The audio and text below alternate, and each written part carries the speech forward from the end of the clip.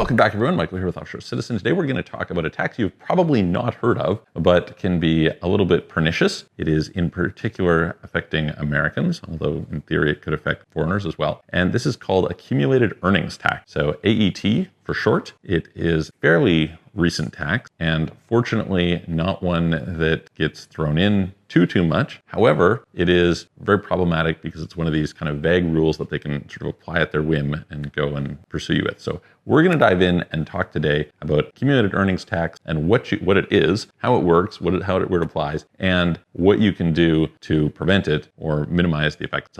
So accumulated earnings tax is a tax that applies basically to corporations, so C corps. It doesn't apply to X corps in the US. And the concept here is that they know that you can earn money inside a company, not distribute the money to yourself, and use that as sort of a long-term deferral vehicle. That's basically the idea. And so as a result, they came up with this AET thing. The way this works is that they say, okay, well, if you have what they would call an excessive amount of capital, above retained earnings in the company that are in a situation that they're not being, that it's excessive for the operations of the company, then they can apply this 20% tax to you. So 20% tax, let's be clear, is like pretty high, right? Technically, that's the federal long-term capital gains rate if you're in like the highest income bracket, right? So, okay, that's probably where they get that, but realistically, like maybe you're not in that income bracket, or you would have come in under it if you had simply, paid out the money. So what are we talking about here? The threshold for this typically is $250,000. Okay, so if you're like under $250,000, then typically they're not going to have a concern on that. However, $250,000 is nothing, like